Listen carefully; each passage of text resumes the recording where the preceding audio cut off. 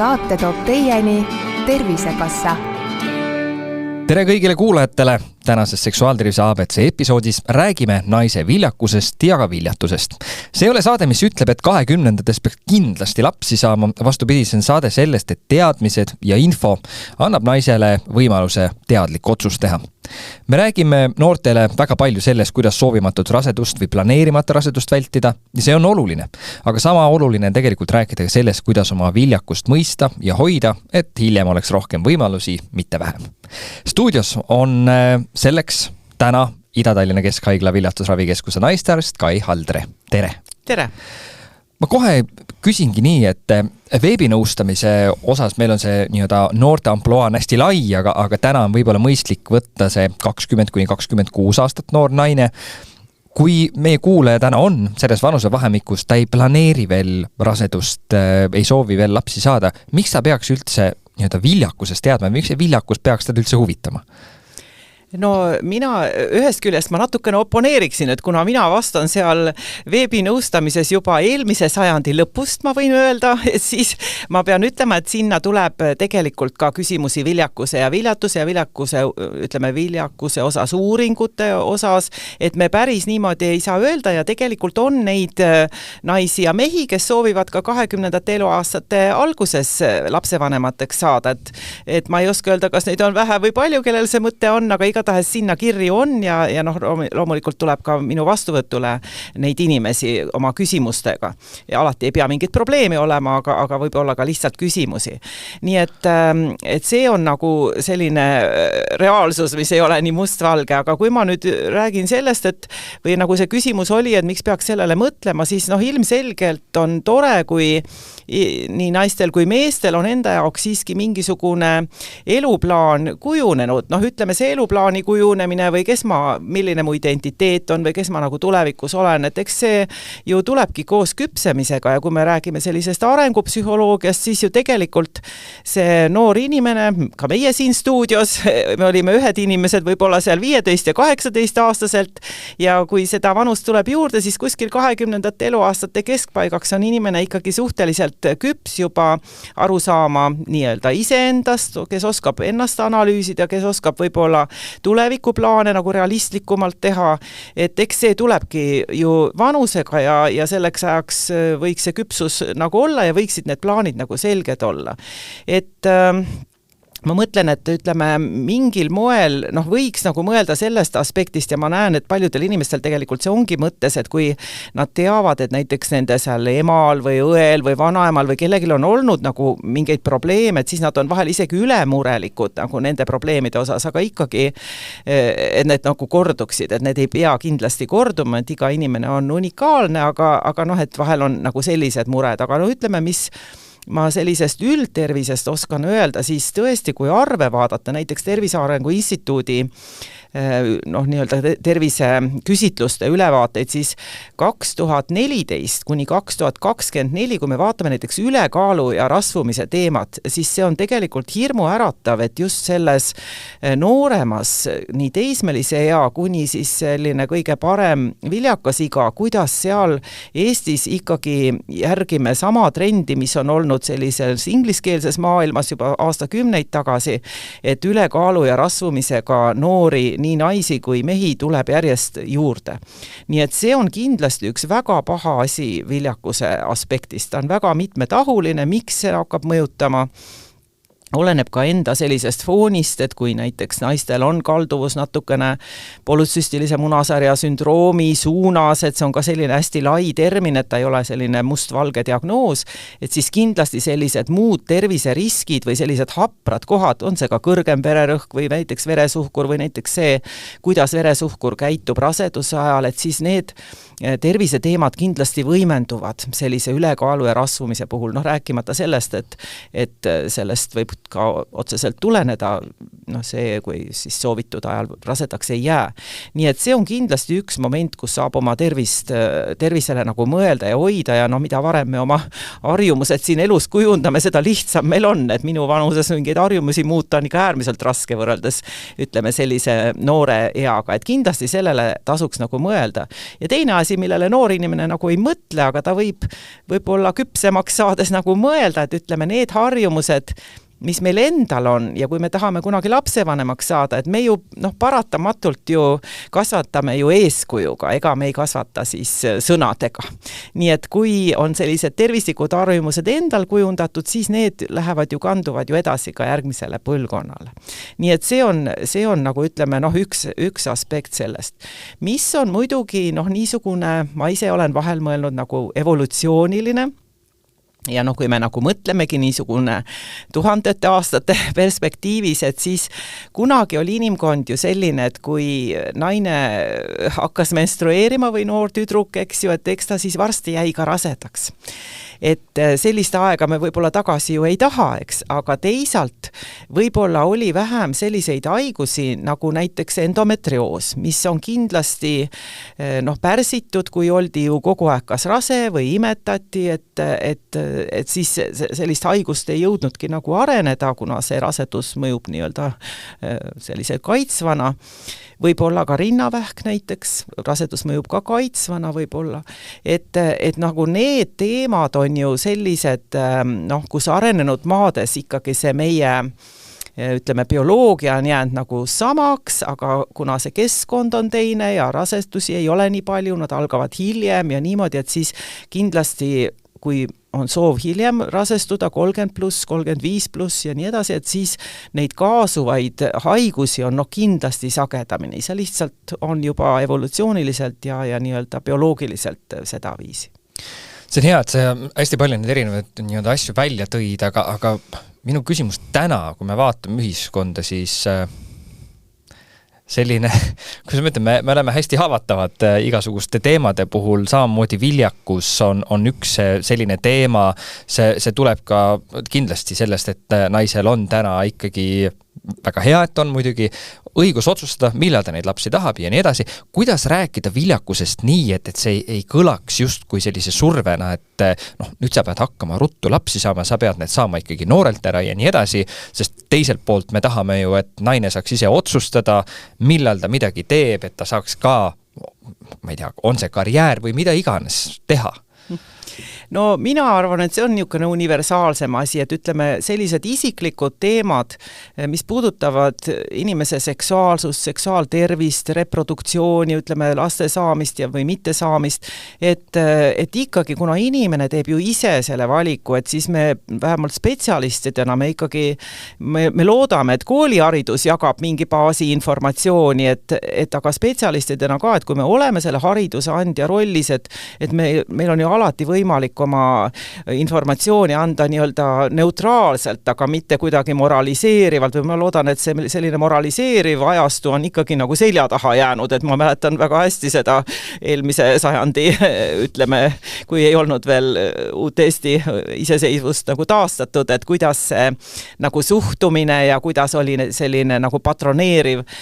käitumine ka võib-olla meditsiiniasutustes, et ma loodan, et see on nagu alatiseks selja taha jäänud. Et ikkagi millal saab inimene teha nagu selliseid teadlikke ja teadvustatud ja oma eluvalikuid, ikka siis, kui tal on piisavalt informatsiooni, et ega valikud on ikka valikud, et aga kui on inimesel piisavalt adekvaatset ja ütleme sellist tõenduspõhisust ja usaldusväärset informatsiooni, et ainult ju selle pinnal esiteks see vähendab ärevust, kui on adekvaatne informatsioon ja teisalt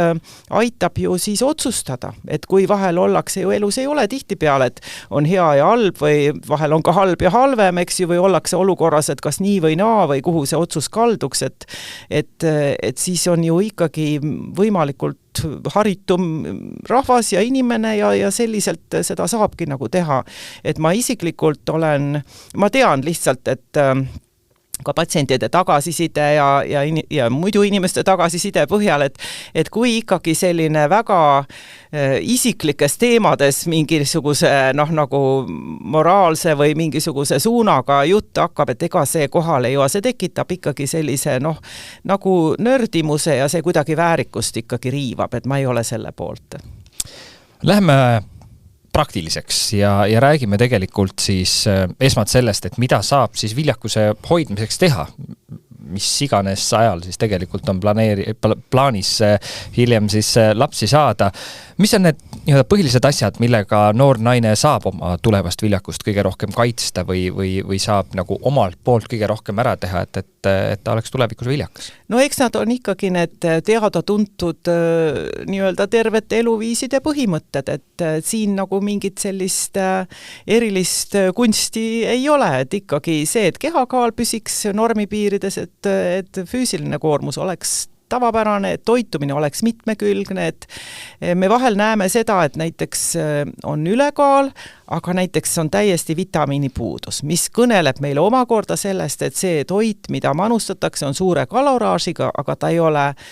täisväärtuslik, et meil on väga head allikad, näiteks toitumine.ee on ju Tervise Arengu Instituudi lehekülg, kus saab endale ju ilusasti selgeks teha, et mis on toit, mis on toitained ja mis see nagu optimaalne on ja ütleme, millises koguses endale nagu siis on mõistlik nagu lubada, et see on ju, info on ju praegusel ajal usaldusväärne info on ju väga kättesaadav, et ma arvan, see on kindlasti üks asi, mis näiteks toob ka nii-öelda menopausi ettepoole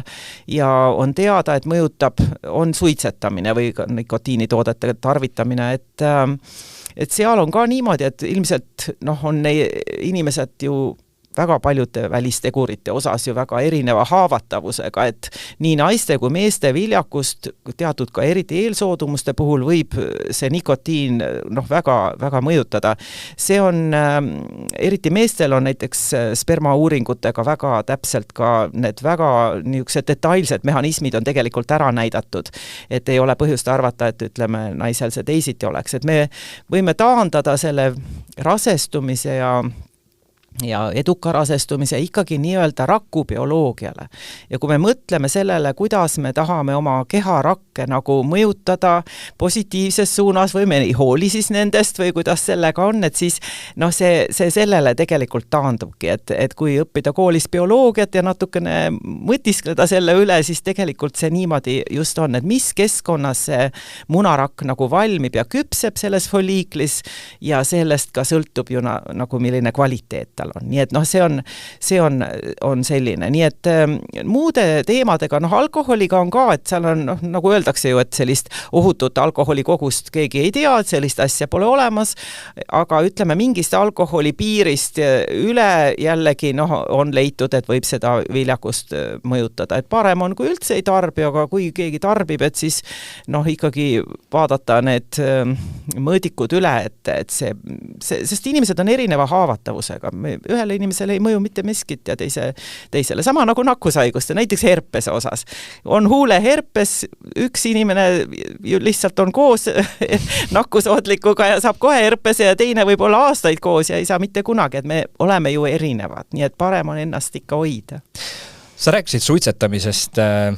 kui mõnikord patsientidel küsida, et kas te suitsetate, siis nad ütlevad, et ei, siis pärast tuleb välja, et aga e-sigaretid ja näiteks need mokatubakas või kuidas tupsu tehakse ikka ja see nagu justkui kvalifitseeru nende jaoks suitsetamisele, sest suitsetamine on ikkagi see vana hea suitseks.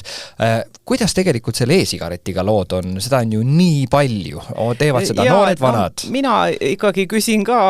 vastavalt, et nikotiinitooted või niimoodi, et kuidas sellega on ja kui ma ka küsin juhuslikult, et suitsetamine, inimesed saavad aru, et mida ma mõtlen, et ma ei pea ainult seda klassikalist suitsetamist silmas, et tegelikult mulle tundub, et praeguseks ei ole lõplikuna niisuguseid vastuseid formuleeritud, kuna ikkagi see e-sigareti aeg või ajastu nii-öelda, meie inimkonna ajastus on olnud selleks liiga lühikene, aga praegu need seisukohad, mis kõlama on jäänud, et ega tal on ikkagi sarnane nagu rakkudele ikkagi kahjustav mõju, et meil ei ole nagu põhjust arvata, et kui me seda tavatubakat, mokatubakat, e-sigareti, et me nagu oma rakkudele, keharakkudele on need siis veresoonkonna rakud või sugurakud või ajurakud või et me midagi head sellega teeme. No ei tule kuskilt otsast. Sama näiteks teine suur teema, mis praegu on, et Eesti on natukene võib-olla pääsenud, aga ega me ei tea ka, on ikkagi need, ütleme, plastid ja ütleme need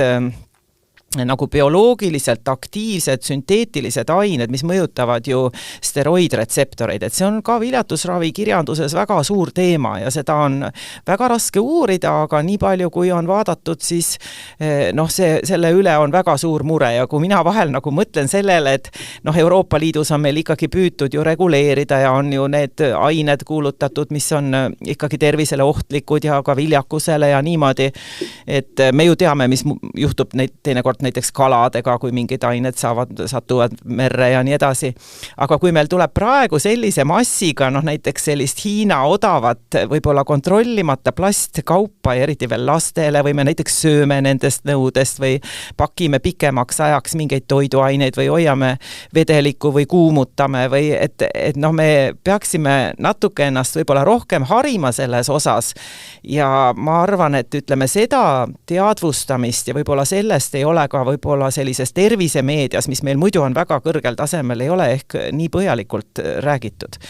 Et mul tuleb meelde üks Rootsi uurijate ettekanne. Neil on väga unikaalne kogu, ütleme siis üsasiseselt hukkunud loodetest, kus vanemad on lubanud hoida need looted nii-öelda teadusuuringute jaoks ja on siis uuritud neid keemilisi ühendeid, mis on maapinnas ja mis satuvad organismi nii-öelda selles emakehas ja siis selles loote kehas või raskoes. Ja sealt on tulnud välja väga selliseid tõsiseid tulemusi ja ma seda keemilise ühendi nime ei suuda praegu öelda, aga selles ettekandes oli niimoodi, et kui neil ennem oli kraanivees enne seda uuringut lubatud mingisugune X kogus, siis pärast selle uuringu tulemusi see kogus viidi 1000 korda väiksemaks. Sellepärast, et see, mis leiti nendes loodetes, oli niivõrd karm. Nii et ma arvan, et see keskkonna saastatus, see ei ole üldse nali ja eriti selliste plastide ja selliste ühenditega, mis mitte kunagi ei hävi, ei mädane, ei lagune, nagu, mis jäävad nagu alatiseks, et see on kindlasti hästi tõsine teema ja ma arvan, et seda on meil natuke vähe veel teadvustatud. Roheline mõtteviis viib paraku ka ühe sellise teise, aga halvema teema juurde, mis ei ole otseselt rohelise eluviisega seotud, aga küll rohelisega. Suitsetamine on üks asi, teine asi on kanepi tarbimine, mis on ka ikkagi võrdlemisi levinud, võib nii öelda. Kas kanep ja meil ei ole mõistlik isegi minna nende kangemate narkootikumide juurde, aga kanep lihtsalt, kas on see siis nii lihtsalt kanep ja midagi ei juhtu või tegelikult tuleks ka siin natukene mõelda? No ma ei arva, et see tuleb sellest, et ma esindan juba sellist pensioneeruvat põlvkonda, aga arstina ma ei näe nagu ühtegi positiivset asja, et ütleme, andagi üldse sellist sõnumit, et mingisugused sõltuvust tekitavad ained, et nad on kuidagi nagu meile positiivsed. Et see kindlasti nii ei ole, et me peame nagu aru saama, kus kohas me selle konksu otsa nagu satume ja miks me satume ja miks meil seda vaja on. Ja alati viljatusravi arstina, kuna meie vaatame ju ka, kui meil tuleb näiteks vajadus kehaväliseks viljastamiseks, see moraalne kompass on ju alati selle lapse heaolu. Ja mõelge nüüd selles kontekstis, et kui on noored inimesed, nad planeerivad perekonda, nad planeerivad lapsi, et kus on see laps, kes ütleb, et ta tahab, et tema vanem oleks nagu mingis kanepi, alkoholi või mingis uimas kodus kogu aeg. Ammugi rääkimata sellest, et ta on kogu aeg kuskil nutitelefonis või mingisuguses päädis, eks ole. Et vaatame nagu seda maailma natuke lapse silmade läbi. Ja siit tuleb see sama eeskuju ja ütleme sellise, mida me nagu lapse vanematena näiteks normaliseerime. Et siin on jällegi, et kui need harjumused on nagu sees, et siis lapse saamisel sellel on uus dimensioon. Üks asi on see, mis sa endale teed, aga mitte kellelgi ei ole õigust kellegi lapsepõlve ära rikkuda, nii et see on nagu minu selline mantra ja ma lähen väga põlema ja väga kirglikuks sellel teemal. Seksuaalsel teel levivad infektsioonid, mis mõju nendel võib olla tuleviku viljakuse osas? No õnneks nende esinemissagedus on ikkagi hästi väike võrreldes sellega, mida ma mäletan näiteks 90-ndatest aastatest, kus meil oli tohutu tõus.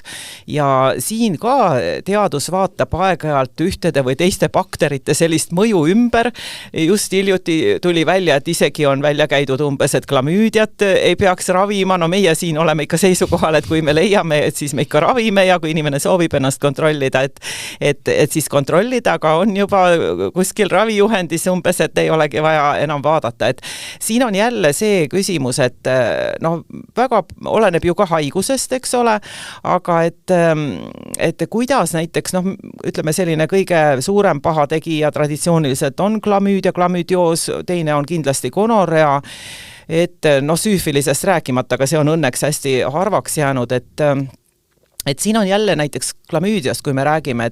et ühel inimesel käib see klamüüdia, tal ei ole mingeid sümptomeid, see on juhuleid, tal käib see üle ja ega tal mingeid tagajärgi ei ole, aga teise inimese jaoks ja see jälle, me läheme jälle nagu rakkude tasandile, rakubioloogia tasandile, et kuidas on nagu siis see omavaheline suhestumine või interaktsioon sellel bakteril just konkreetselt selle inimese rakkudega ja mis reaktsioonid seal toimuvad, et kas tekib liiteline protsess, kas tekib pärast siis selle tõttu näiteks selline munajoade kahjustus, et on näiteks emakaväline rasedus ja edasi probleemid rasestumisega,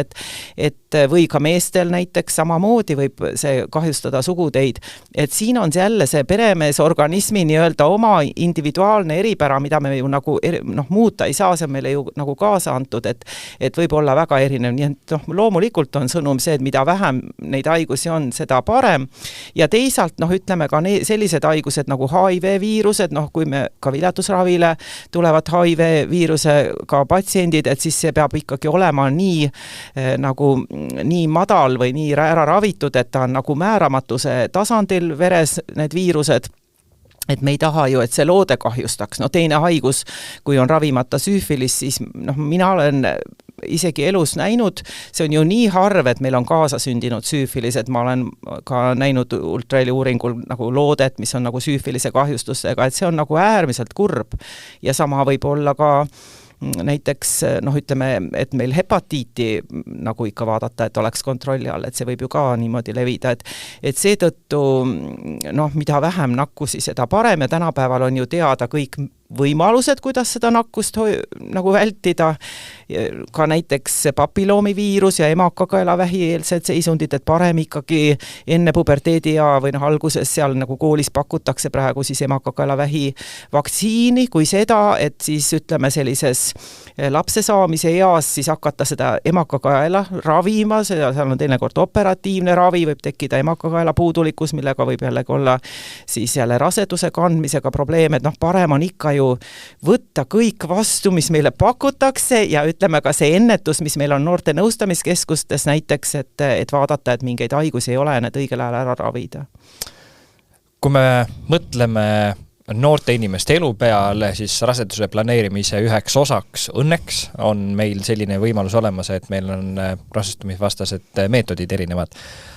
Teisalt on inimesi, kes kindlasti ütlevad, et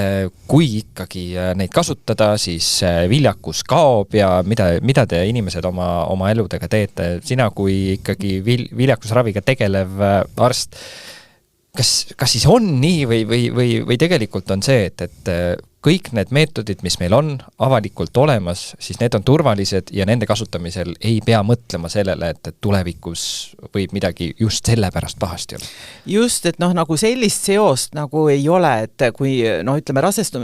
kui me räägime hormonaalsetest rasestumisvastastest meetoditest, siis need on ju kasutusel juba ütleme 60-ndate alguses, see on siis juba üle 80 aasta, neid uuringuid ja kõike on ju nii palju tehtud, et kui siin oleks tõesti mingi seos selle viljakusega, siis see seos on pigem nagu kaitsev, selles mõttes, et ei teki näiteks emakavälist rasedust, mis kahjustab munajuha, mille tulemusena võib olla, ütleme, siis ei jää enam soovitult rasedaks. Teisalt, ütleme, hormonaalsed meetodid, noh, kui ma enne mainisin, et ütleme, kunagi evolutsiooniliselt on olnud ju ikkagi niimoodi, et naine on enamuse ajast rase ja tal on võib-olla, ütleme, elu jooksul ongi 30 menstratsiooni. Praegu on meil ju, kui mitte midagi ei kasuta, 450 menstratsiooni. Et siis on ju ka see, et mis asi see menstratsioon on, et naised ju tihti tunnevad, et nad on ju puruhaiged, eks ju, võib isegi palavik olla ja noh, täitsa nagu, et kõik sellised sümptomid. Et see ongi nagu selline põletiku mediaatorite plahvatus korraks ju kehasse. Et tegelikult nende hormonaalsete meetoditega me nagu teatud määral nagu matkime rasedust, et see on tegelikult keha jaoks nagu sarnane seisund ja seetõttu ka näiteks on natukene supressiooni või sellise pärssimise all näiteks seesama endometrioos või siis ka, kellel on polütsüstilise munasarja sündroomi hästi sellised väga harvad menstratsioonid, siis igal juhul peab midagi kasutama, et see sellisena ei ole, et ikka ühel 20-ndates, 30-ndates aastates naisel peab menstratsioon käima korra kuus, et kui seda ei ole, ma mõtlen ilma vahenditeta, siis tuleb kindlasti naiste arstile pöörduda ja vaadata, et mida selleks teha, et see olukord nagu kas siis ära pärssida või normaliseerida. Nii et selles mõttes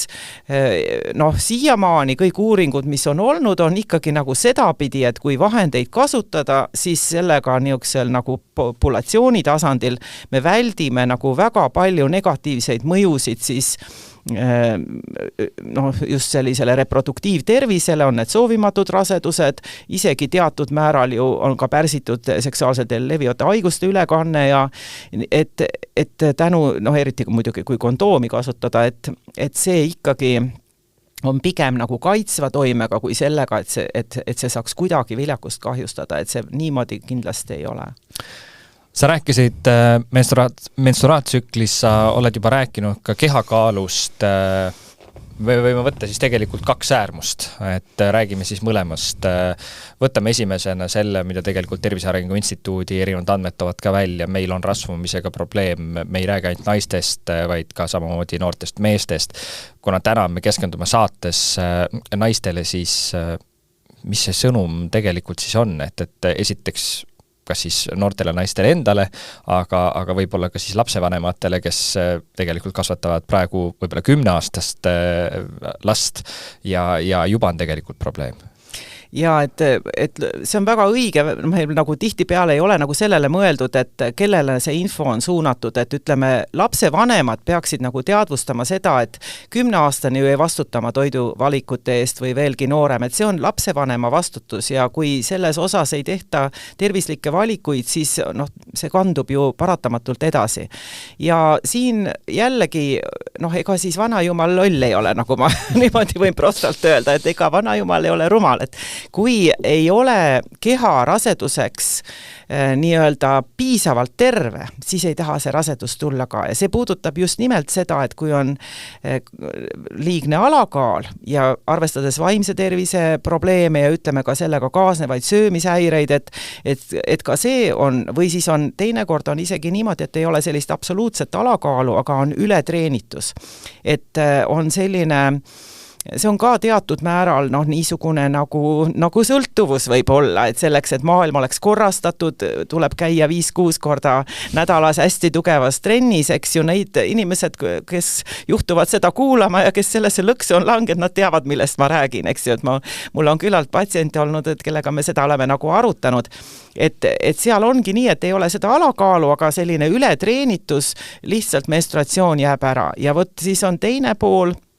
kus on selline ülekaal, eriti kellel on juba nagu sellise ka polütsüstilise munasarja sündroomi niisugune nagu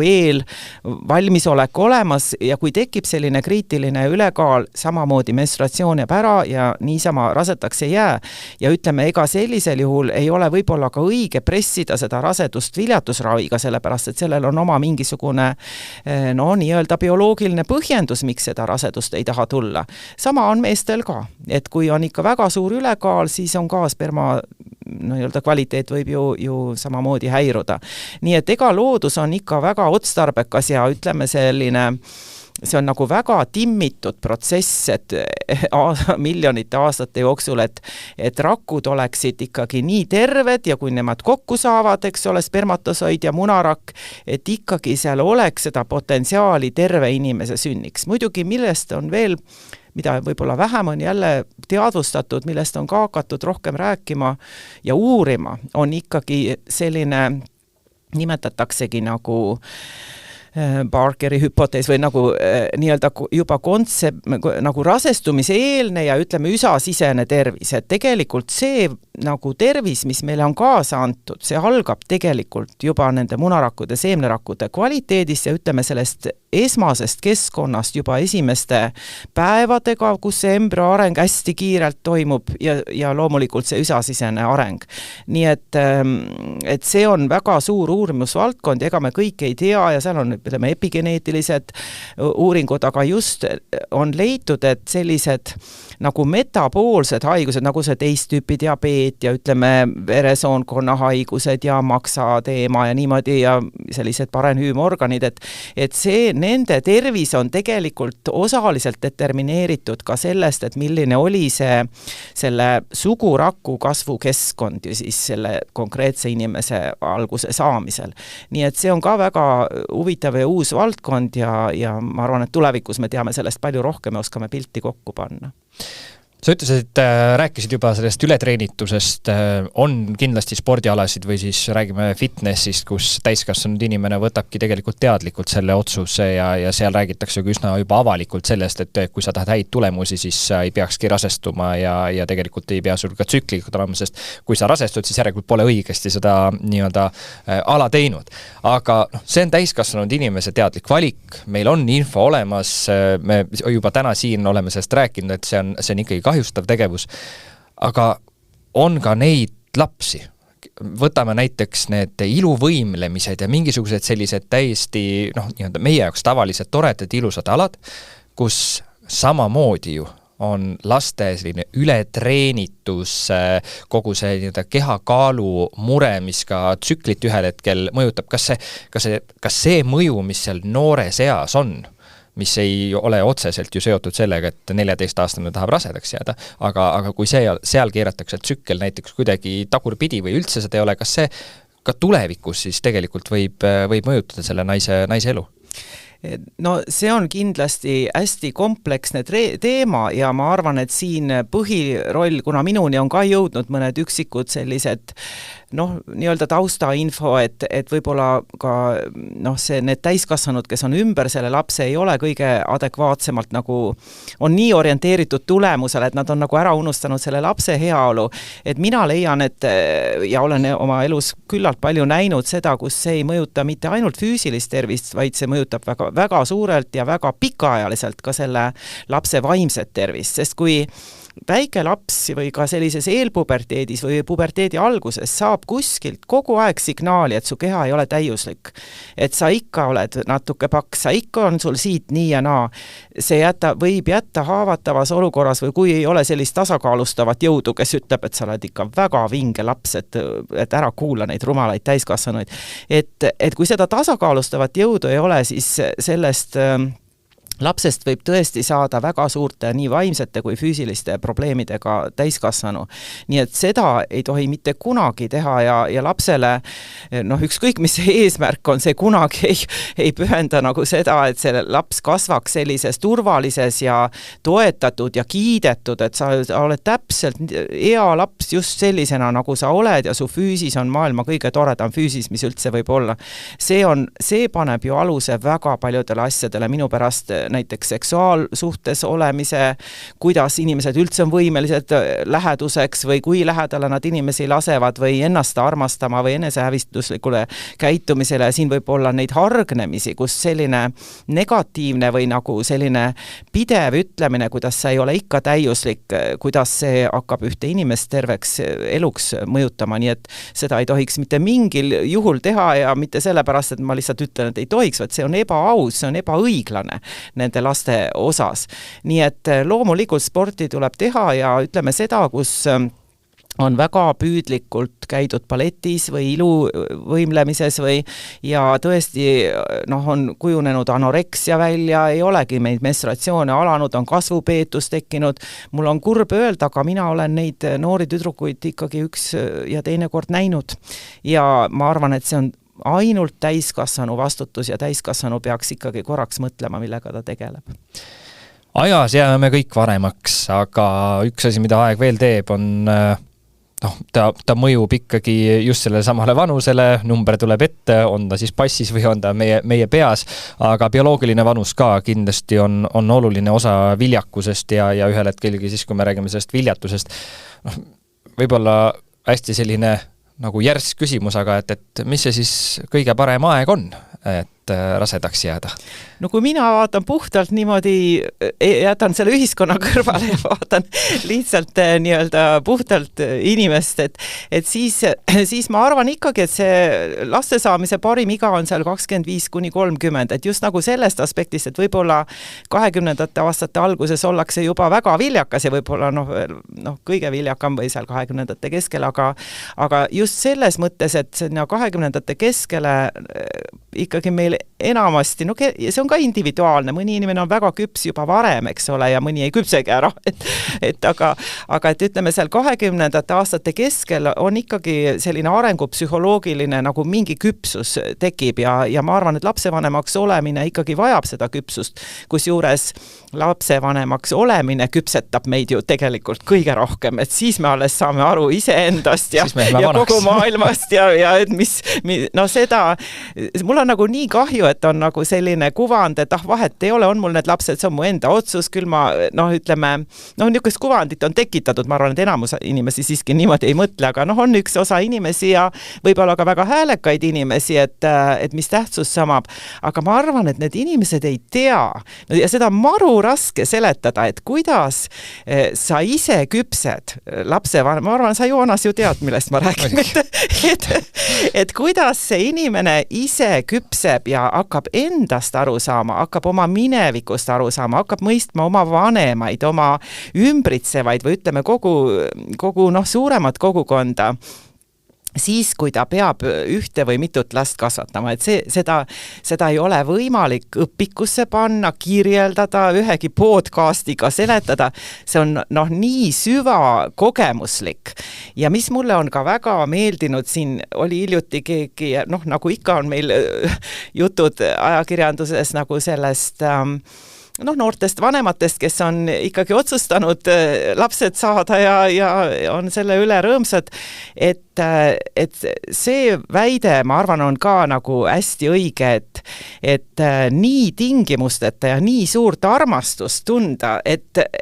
me nagu ei kujuta ette, et see võimalik on. Ja siis, kui see laps on, et siis see armastus, mis seal kohal on, et seda nagu kuskil mujal tegelikult nagu ei olegi võimalik tunda. Et mul on nagu nii kahju nendest inimestest, kes sellest kahest nagu elu niisugusest kogemusest või elu eksistentsiaalsest asjast nagu vabatahtlikult loobuvad. Et see on, muidu võib loomulikult inimene teha oma valikuid ja kõike seda, aga ma jään ikkagi vana inimesena selle seisukoha juurde, et ei tea, millest te ilma olete jäänud. Et see on minu meelest see põhiline. Kui nüüd inimesed ikkagi mõtlevad, et 25–30, et ma ei ole ikkagi selleks veel valmis, siis kas nagu hilisem laste saamine, et kas see on nagu bioloogilises mõttes ongi ta nagu väga keeruline või seda natuke nagu dramatiseeritakse üle ka, et 30 kukub, siis ikkagi on riskid on suured ja kõik on väga suured ja ühesõnaga, et mine pane küünal kuskile enne igaks juhuks. Ei, niimoodi see asi nüüd ka ei ole, nii hullusti seal see kindlasti ei kuku, et ma arvan ka, et need ütleme selleks, et tähelepanu tõmmata või mingile teemale, et siis on ikkagi, on alati selline draama ja need äärmused ja nii edasi, et meil on ikkagi väga, loomulikult naise viljakus hakkab, ütleme niimoodi eksponentsiaalselt, niimoodi hästi kiiresti langema pärast 35. eluaasta. See ei ole igalühel niimoodi, aga ütleme niisuguses suures pildis. Ja see on jäänud sajandeid samaks, et siin ja sellepärast ka siin oli hiljuti diskussioon, et kas Tervisekassa peaks näiteks viljadusravi tasustama siin kuni 41 või 42 või 43, et siis ega siin täpset piiri nagu ei ole, aga ilmselge on see, et ega sealt edasi, niisama, kui ikka muidu rasedused ei tule, ega nad seal meie sekkumisega ka ei tule, eks ju, et kuhu see piir nagu tõmmata. Nüüd, mis puudutab seda, et kui ma ei tea, ohtlik või terviseriskidega on see siis kindlasti mitte 30+, aga 40+ või 45+ on ju sünnitamine, et siin on ka väga erinev, et meil võib olla ju ka puruhaige inimene, kes on 30-aastane ja me peame vaatama, et kuidas seda rasedust nagu juhtida ja kuidas sellest läbi tulla, eks ju, ja teisalt, kes on ikkagi terve ja 40+, et miks ta ei võiks siis sünnitada ja rase olla, et ma arvan, et siin niimoodi lahmida või mingisuguste mustvalgete loosungitega, see ei ole võimalik. On olemas mingisugused suured nii-öelda epidemioloogilised trendid ja et me teame, et selles vanuses on riskid nii ja riskid naa, aga see ei tähenda ju siis seda, me teame lihtsalt, et risk on suurem, aga see ei tähenda ju seda, et igalühel on see risk, eks ju. Et enamusel inimestel on ikka kõik hästi.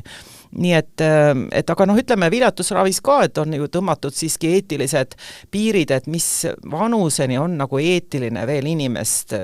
kehaväliselt siis või mingi abiga, kuna niikuinii oma iga on juba ümber, et viljastada, siis ütleme selline rahvusvaheline eetikajuhis ütleb, et kuni 55. Eesti seadusandja on öelnud, et me tohiksime viljastada kuni 50-aastast naist. Et me peame ikka jälle, ma tulen tagasi sellele, et me alati peame mõtlema nagu sellele potentsiaalsele lapsele, et mismoodi tema elu siis on, et ega see lapsevanema kaotus nagu noores eas, ega see on ka üks väga dramaatiline elusündmus, et kas me siis ise genereerime nagu sellist olukorda, et me peame, alati on kuskil mingi mõistlik selline piir ikkagi ja see ongi niisugune filosoofiline küsimus, eks ju. Aga jah, et 30 on kindlasti väga hea iga ja seda ei maksa nagu mõelda, aga et just, et kui ma nagu alustan 35 või et kas ma saan siis nii palju lapsi, nagu ma tahaksin, et seal tekib natukene see ja ma pean ütlema, et ütleme minu vastuvõtule pöörduvad ikkagi 40+ naised, kes ütlevad, et ma ei tea, kas ma olen veel küps ja vaata, siis on küll niimoodi, et tuleb ära otsustada ja võib-olla ongi juba hilja, et see on nagu ütleme, ma arvan, et selleks ajaks peaks ikka inimene küps olema. Vanuse teema puhul mängib võib-olla natuke rolli ka see munarakkude külmutamise teema. Räägige see ka lühidalt lahti, et mida see nagu siis naisele täna juurde annab? Muidugi see on ka niisugune, kuna teda on hästi palju meedias ja ta tuli lääneriikidest ja miks see üldse nagu viimastel aegadel on, et miks see nagu varasemalt ei olnud, siis ütleme, munarakkude külmutamine tänapäevasel metoodikal, mis on väga tõhus ja ütleme, kui on vähegi kobedad munarakud, siis ma jälle jõuan selleni, et see on kõik rakubioloogia, et siis ütleme, kas need on külmutatud ja sulatatud ja viljastatud või siis on värsked, nii-öelda ilma külmutamata viljastatud, et seal nagu tänapäeval enam suuri vahesid ei ole. Ja see metoodika tegelikult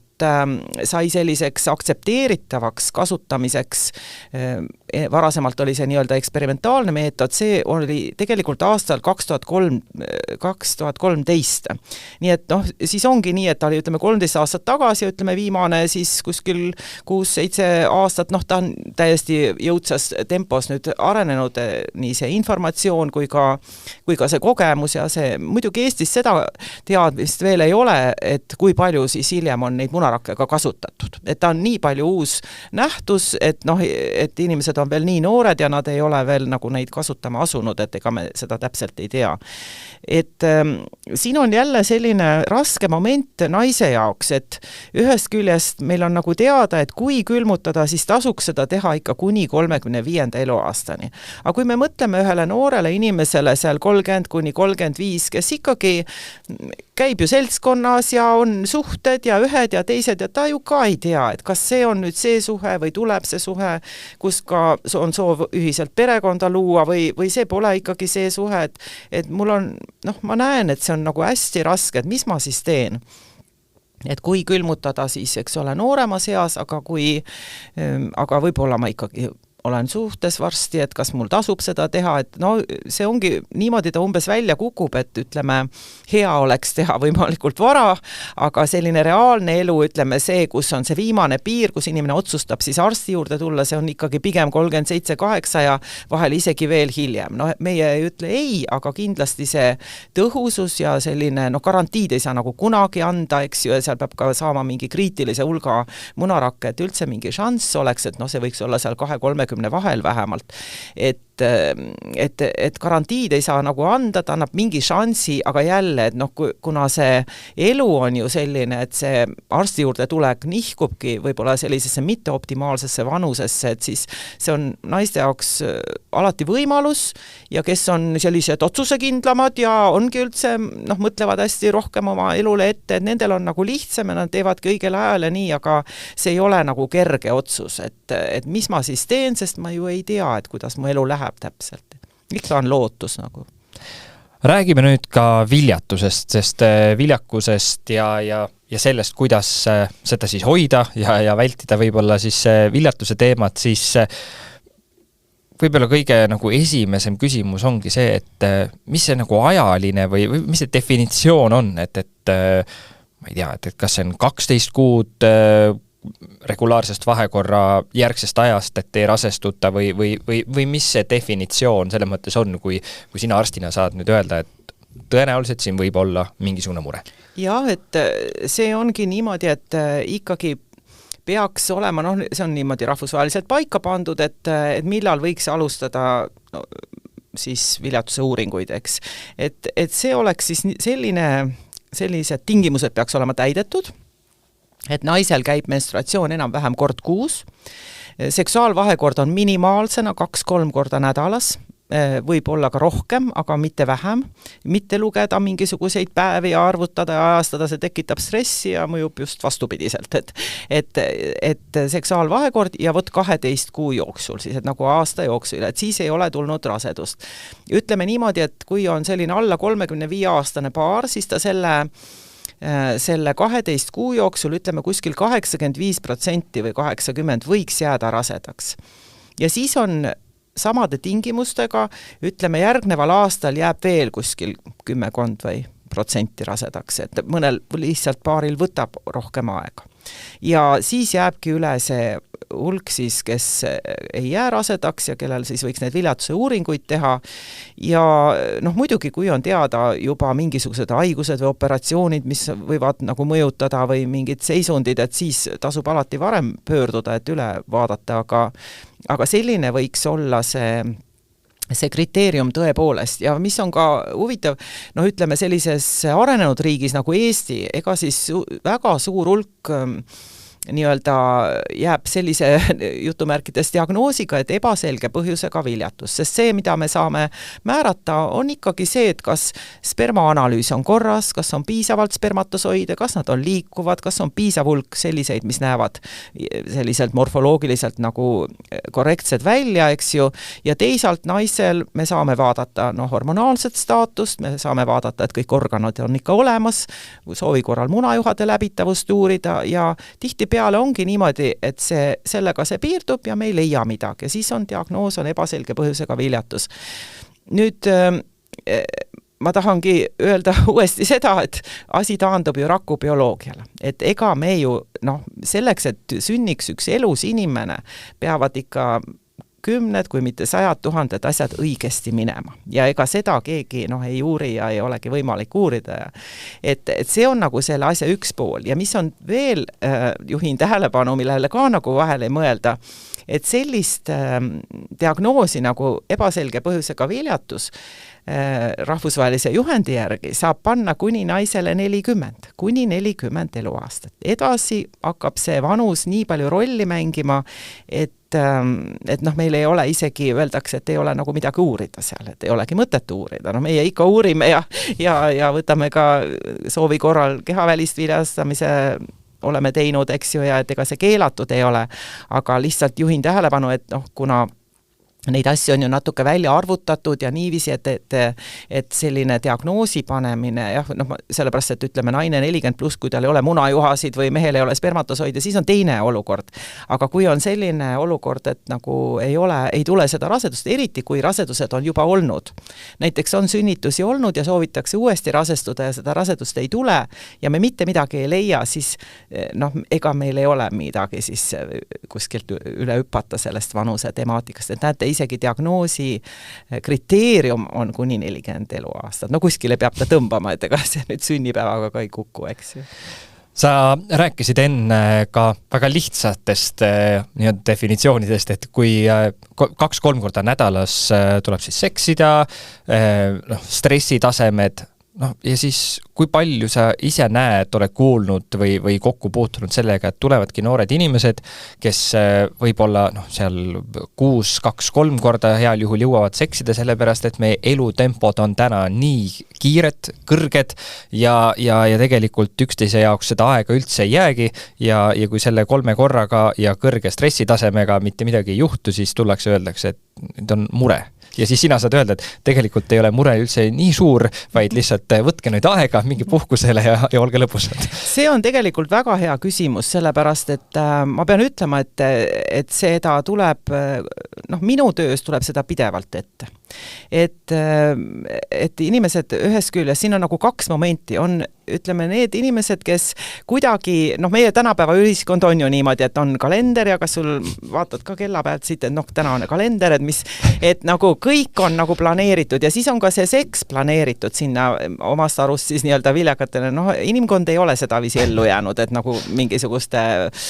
päevakeste järgi see käiks, eks ole, et see on nagu see üks pool. Ja teine pool on tõepoolest see, et ei olegi teadvustatud, kuna seksuaalelu on nauditav, see sagedus ei ole inimestele probleemiks ja inimesed ei tulegi nagu selle peale, et on mingi kriitiline nagu sagedus, et nii-öelda, et see rasedus tekiks ja siin on, ütleme, kuidas ma seda ütlen, et see ei ole ainult puhtalt see viljastumise moment ise, et munarakk ja seemnerakud seal ühinevad, vaid siin on oluline ka see immunoloogiline ettevalmistus. Öeldakse, et ongi umbes 6 kuud on ka see, kuidas, ütleme, selline immunoloogiline ettevalmistus, et sperma peab sattuma naise organismi ja see kutsubki esile sellised vastused koe tasandil, mis soodustavad edukat rasedust. Nii et neid uuringuid on olnud, et on publitseeritud ja need on ülihuvitavad, et kuidas ikkagi see evolutsioon on nii kohutavalt täpselt need asjad nagu välja mõelnud, et mis seal organismis toimub erinevate põletikumarkerite tasandil, isegi hormonaalse staatuse tasandil ja selline immunoloogiline keskkond peab tekkima, et ütleme, see raseduse tüsistusi oleks vähem, nii et see, et rasedus ei tule kohe, kui mõte tuli, tegelikult sellel on oma selline evolutsiooniline nii-öelda otstarbekus. Ja et see on nagu üks asi, et see ei ole nii, et me ilmaaegu seksisime, nagu vahel inimeste peakeses on, no kuulge, te ei lähe ju kokku selle pärast, et te loete päevi ja olete iga kuu frustreerunud, et see on nagu kurb, kui endale selline lisastress tekitada, aga tõepoolest see on nii minu igapäevapraktikas. Eestis on see Eesti naiste terviseuuring, mis oli siin 2004, 2014 ja nüüd oli 2024 korratud, et kuna ma 2 esimese uuringuga olin seotud, et ma vaatasin neid viimase uuringu andmeid, et sealt tuleb ka nagu välja, seal ei ole väga täpset analüüsi tehtud, aga puhtalt sagedustabelitest on näha, et sellises fertiilses eas on see seksuaalelu sagedus jäänud vähemaks. Aga kus on seda väga vaadatud, on näiteks Suurbritannias ja Soomes ja Jaapanis on tehtud ka suured populatsiooni tasemel uuringud ja tõepoolest selle uute põlvkondade seksuaalelu sagedus on jäänud arvemaks, kui see varasemalt oli. Ja ütleme, see ei tähenda seda, et ollakse seksuaaleluga rahulolematud. Ja kui on nagu tegelik rahulolu on olemas, siis ei teadvustata teinekord seda, et mingi kriitiline sagedus on vajalik. Siit tuli kohe pähe järgmise episoodi pealkiri, et mis võiks kõlada, et miks enam noored ei seksi. Aga eks ole näha, kas keegi sellisest teemast soovib rääkida või mitte. Viljatusest veel siia lõppu natukene. Kui palju sa näed seda, et naised tunnevad ennast nagu ebaproportsionaalselt nagu süüdi selles, et see probleem on? Eriti kui me räägime sellest, et on ka kindlaks tehtud, et see ei ole mitte mehes probleem, vaid just nagu naise poolt. No jah, et ma olen lausa vahel ka otse öelnud, et palun seda nagu üksteisele või vahel öeldakse mu kabinetis, et kas siis mina olen süüdi või mees on süüdi, et palun ärge kasutage sõna süü. Et see on isegi nagu selline kurb olukord või periood elus ja eriti raskeks teeb see ütleme selle perioodi või sellise olukorraga elada, et mul on nagu soov rasestuda, mul on tore partner, võib-olla oleme abiellunudki, meil on kodu ja me tahaksime nii nagu last saada, aga vot see praegu ei õnnestu. Ja samal ajal on ju ikka eakaaslastest sõbrad ja kui siis kõigil tuleb niimoodi ludinal neid lapsi, kes on nagu sõpruskonnas, et siis tegelikult sellel paaril võib olla väga raske ja ka naistel eriti minna ka isegi sõpruskonda, kuna iga kord on see enda niisugune mure ja see väikeste lastega koos olemine või ka näiteks rasedatega koos olemine ja teine asi, et tekivad täitsa teised jututeemad, millest sa oled täitsa välja jäänud, et sul see ei ole su jaoks üldse aktuaalne. Et ma arvan, et see on nagu üks selline ka mõnes mõttes tabu, et seda nagu avaldada, aga teiseks seda on jube raske taluda ja võib tekkida ka selline täitsa vältiv käitumine, et ei soovitagi kohale minna. Kuna iga kord on nagu visataks külma vett näkku, et kuna on selline konfrontatsioon selle oma niisuguse kurbuse ja olukorraga, ja teinekord viljatusravi ju ka võib kesta ikkagi väga pikalt, et see ma alati ütlen, et see on nagu teekond, et see on pigem seda tüüpi nagu läbikukkumise kurbus või ka selline sõpradega koos olemise nagu kurbus selles olukorras või ka isegi. Ja teine asi, et mida ma kuidagi olen alati mõelnud, et me oleme aastal 2026 ja seda on nagu nii palju küsitud, et kui valus on, ütleme, selle probleemiga paarile või nii mehele kui naisele see, kui kas mingisugused perekonnaliikmed või sõbrad või sugulased või kuskil ühises lauas kogu aeg, millal teil siis tuleb? Millal seda maimukest on oodata? Ma olen nagu kuidagi mõelnud, et Eesti on nagu nii arenenud ja kõik teavad, et ütleme praeguseks, et sellist küsimust ei küsita, et miks sa pead nagu inimesele niisuguse noa nagu nii-öelda piltlikult kuskile haava sisse lükkama, eks ju, et palun ärge seda tehke, et küll inimesed tulevad oma uudistega, kui nad tahavad ja kui neil see uudis on avaldada, et see on nagu veel üks selline lisa niisugune tõuge, et siis lõpeb see sellega, et ei tuldagi kodust välja enam või ei tahetagi kokku saada, eks ju, ja kindlasti nendele ka, et kes on nagu sellel teekonnal või muredega, et ikkagi on meil need raseduskriisi nõustajad, meil Ida-Tallinna Keskhaiglas oli väga hea kliiniline psühholoog, kes väga paljusid inimesi aitas ja oli väga spetsialist just ka viljatusravi patsientidega tegelemisel, et hetkel ta nüüd just on nagu lahkunud, aga ma usun, et meil tuleb uus inimene, aga raseduskriisi nõustajad on ju ka eraldi õppinud, ütleme, seda valdkonda, mis on just rasedusega seotud või ka mitte rasestumisega. Et kindlasti pöörduda, on ka kogemusnõustajad olemas, et see on selline väga, väga raske valu teinekord, mis on nagu mitmeid aastaid ja häirib ju, see on ju nagu mingi selline nagu sudu nagu kogu elu peal ja see võib olla ju mitmeid aastaid, nii et kindlasti püüda mitte üksi jääda ja teisalt siis ütleme need, kes on lähedased, et olla olemas, aga mitte torkida inimest, et tal on isegi, küll ta räägib siis, kui ta tahab või kellele ta tahab. Ja me peame nagu aru saama sellest ka, et ütleme see raskus on nagu erinev, et ütleme, kas ei ole mitte kunagi mitte ühtegi rasedust olnud ja on nagu ebaselge põhjusega viljatus ja tullakse võib-olla ka viljatusravile ja niimoodi. Selle inimese raskus on erinev sellest inimesest, kellel on isegi selline rasedus olnud, mis on katkenud näiteks. Sest tema identiteet on see, et ma ei ole viljatu, aga mul rasedus katkes. See on juba nagu mingi teine tunnetus või nagu sellises identiteedi tunnetuses. Et siin on ka inimestel nagu sellised erinevad etapid ja erinevad tundmused, nii et me teame, et see on äärmiselt sensitiivne temaatika ja siin iga väike asi on nagu väga, väga sügava tähendusega võib olla. kehavälisest viljastamisest täna palju juttu ei tee, sellest võiks ilmselt terve saate teha, sest see on nii selline lai teema, aga siia lõppu lihtsalt lühidalt küsin seda, et kas see on siis ka mingisugune võluvits nii-öelda, mis kuskil võib tekitada mingisuguse võimaluse või tegelikult on see lihtsalt üks selline võib olla toimiv võimalus? No, kehaväline viljastamine tuleb siis kõne alla, ta kindlasti ei ole mingi võluvits, on ju, ja seal on ka oma niisugune, ütleme, edukuse, teatud selline statistiline tõepärasus, et see, et ütleme, esimese katsega on rasedus, see on pigem erand kui reegel, eks ju. Aga kehavälise viljastamise osas me pakume nagu seda võimalust inimestele kaaluda või siis otsustada või siis tulla sellele protseduuridele sellisel juhul, kui me nagu näeme, et me ikkagi kaalume neid šansse, et kas antud kontekstis selle ajalooga, mis inimesel on olnud, see, mis ta analüüsid on, kus ta parasjagu on, et kas veel oodata ja spontaanne rasestumine on ikkagi sama võimalik või rohkem võimalik kui see kehavälisel viljastamisel, nii et ütleme, see kaalukauss võib ajas muutuda, et ma ka vahel ütlen, et praegu hetkel ma arvan, et te võiksite proovida veel pool aastat spontaanselt rasestuda, aga kui siis ei tule seda rasedust, et siis võib-olla edasi minna ja vaadata näiteks, mis need rakud seal laboris siis teevad oma vahel, eks ju, et see on nagu just selline kaalumise otsus. Teine paar tuleb, näiteks mingil põhjusel on olnud vaja munajuhad eemaldada naisel, mul ei ole midagi kaaluda, ma tean, et ta ju ei jää. Või näiteks mehel on nii problemaatiline spermaanalüüs, et siin ei ole nagu üldse mingit muud valikut, eks ju. Et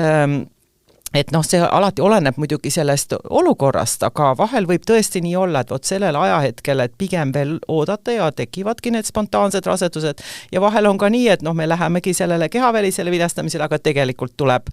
seal meie protseduuride vahel neid spontaanseid rasedusi, nii et eks see ongi selline arstikunsti asi, et mis see õige hetk on, aga vahel on nii absoluutsed põhjused, et seal ei ole nagu midagi nuputada, aga teinekord on just selline vanuse ja anamneesi ja varasemate raseduste, kõige selle vahel nagu kaalumine, et kas just praegu või ootame veel natuke. Kui sul on siia saate lõppu üks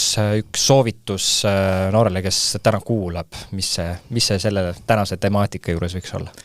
Mina mõtlen ikka, nagu ma juba ütlesin, niimoodi nagu seda suurt pilti ja mina ikka mõtlen, et mina nendega ei ole nõus, kes ütlevad, et see ilma lasteta elu on täpselt sama võrdne valik kui lastega elu. Mina arvan, et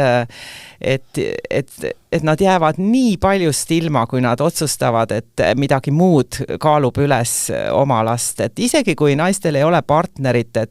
et ei ole mina näinud, kes on üksi tulnud ja võib-olla ka doonorsperma kasuks siis otsustanud, et nad oleksid siis kahetsenud seda, et neil on niisugune elupööre ja nagu sellise sisemise arengu ja ütleme sellise õnne ja armastuse tunde kogemise pööre. Et mina ikkagi arvan, et mõelda nagu niimoodi suuremalt, mitte nii öelda paari kuu või aasta perspektiivis, vaid mõelda nagu ja võib-olla rääkida ka nende vanemate inimestega, kes on 70-80 pluss, kellel on lapsed ja kellel ei ole lapsi. Et mis nad sellest elust tagasi vaadates nagu arvavad, et kuidas oleks võinud olla, et sealt tuleb ka väga huvitavaid mõtteid, ma arvan, välja. Aitäh sulle, Kai, et said aega tulla. Taustal võin öelda, et üle aasta proovisime seda aega leida, aga tasus oodata, nii et oli väga tore saade. Aitäh! Ja teie, kes te kuulate, kui teil on küsimusi, seksuaaltervis.ee ootab teie küsimusi ja seal ka kindlasti igasugust infot on. Nii et mina ütlen teile aitäh, et kuulasite ja kuulmiseni juba järgmises episoodis. Saate toob teieni Tervisekassa.